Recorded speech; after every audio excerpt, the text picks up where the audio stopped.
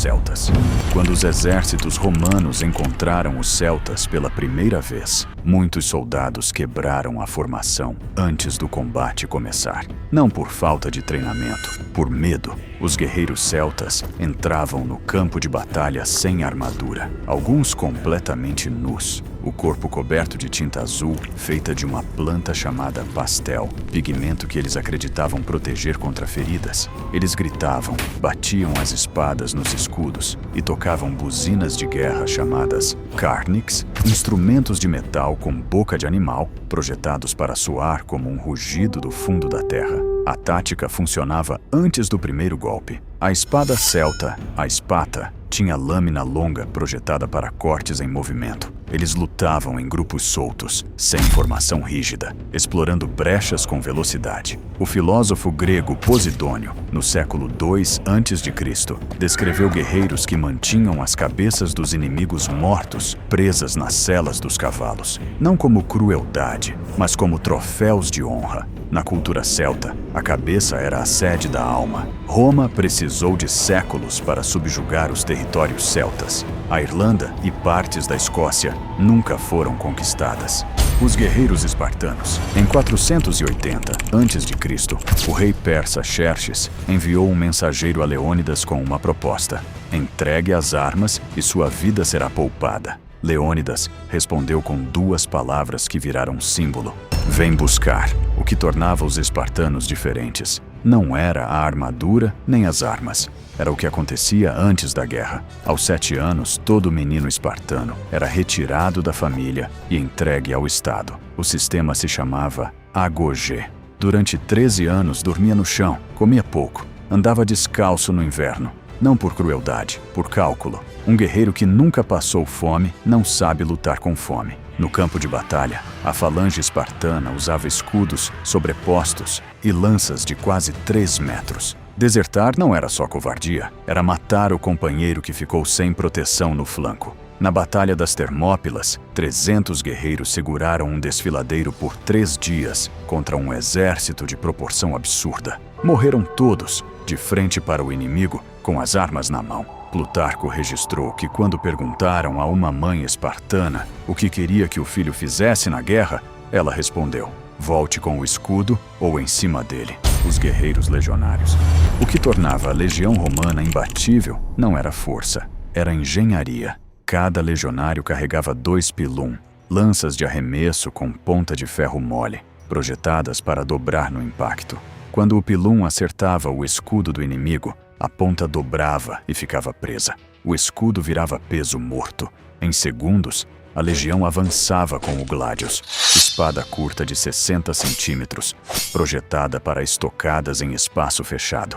O sistema funcionava em sequência: arremessar o pilum, destruir a defesa, avançar. O escutum virava arma de choque no corpo a corpo.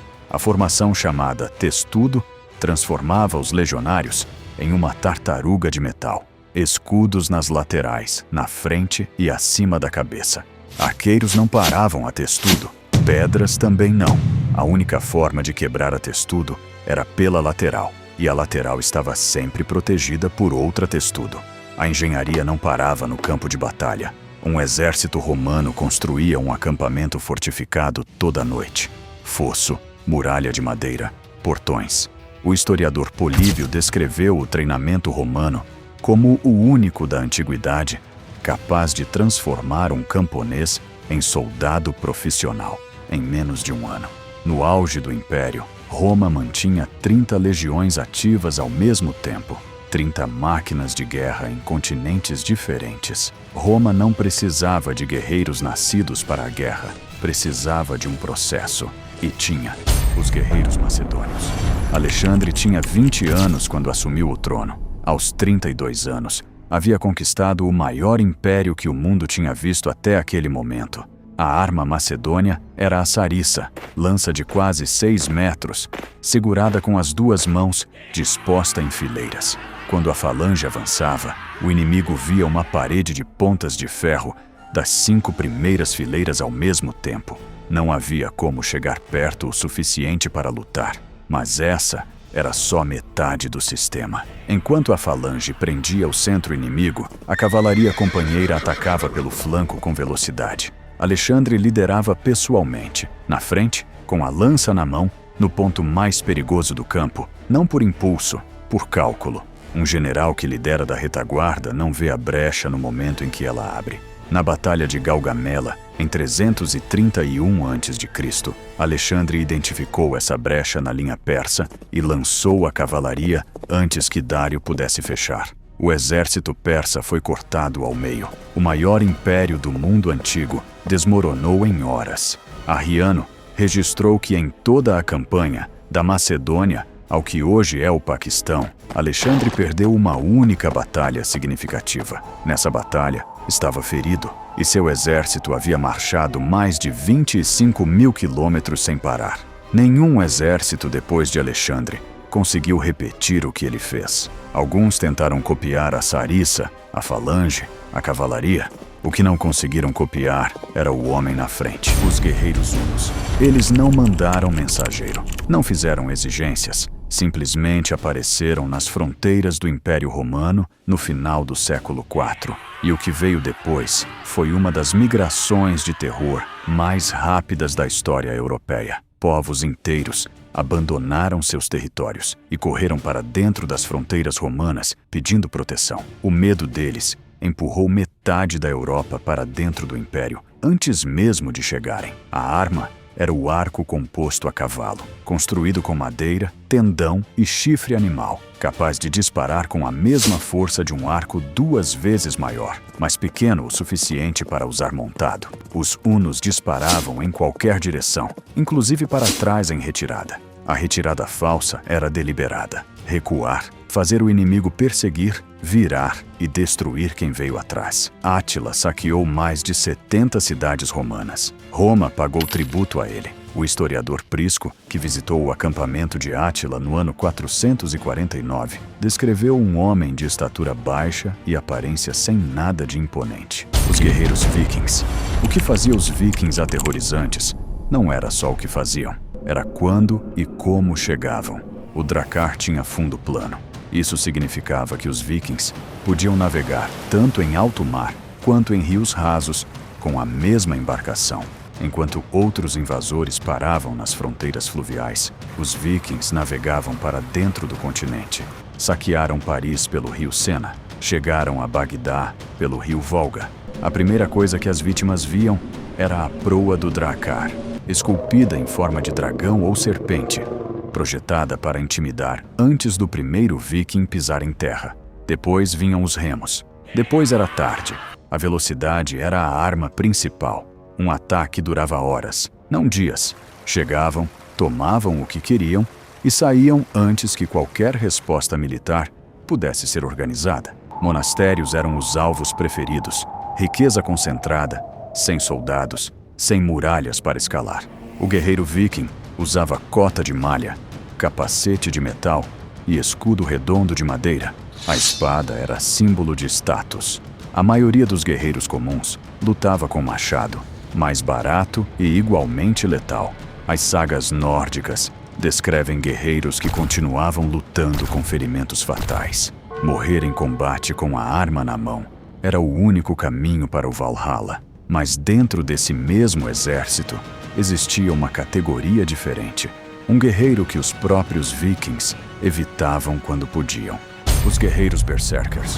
Dentro dos exércitos vikings existia uma categoria separada. Um guerreiro que os próprios vikings temiam. Os berserkers entravam em batalha em um estado alterado. Fúria de combate que os relatos descrevem como insensibilidade à dor e força física além do normal. Alguns usavam peles de urso ou lobo sobre as armaduras. O que causava esse estado é debatido até hoje. As teorias incluem consumo de um cogumelo alucinógeno comum na Escandinávia, ou transe induzido por ritmo e hiperventilação antes do combate. As sagas descrevem o processo: tremores, contração da mandíbula, ranger de dentes, mordidas no próprio escudo, e então o estado pleno, onde a dor deixava de existir. Em batalha, eram lançados à frente, atacavam em frenesi sem padrão previsível. Um inimigo treinado para responder a formações não sabia o que fazer com um guerreiro que não tinha formação nenhuma.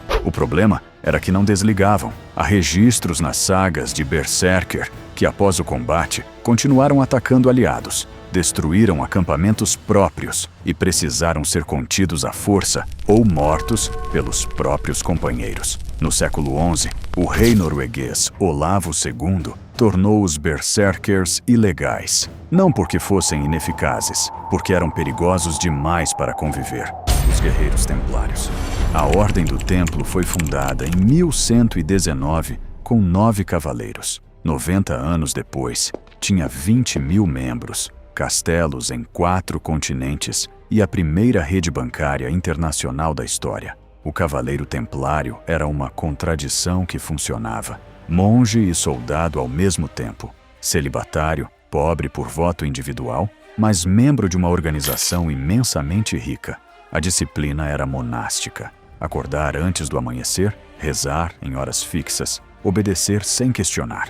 A diferença era que as ordens podiam ser avançar sobre aquela linha de cavalaria pesada. Em batalha, os templários eram cavalaria pesada. Cavalo blindado, cavaleiro em armadura completa de ferro, lança de 3 metros, centenas de quilos de metal em movimento, impossível de parar sem uma formação treinada especificamente para isso. Relatos de cronistas muçulmanos descrevem a carga templária como um tremor no chão que chegava antes dos cavaleiros. O peso das ferraduras, o som do metal, a cruz vermelha no manto branco crescendo no horizonte. Quando dava para ver o rosto do cavaleiro, já era tarde.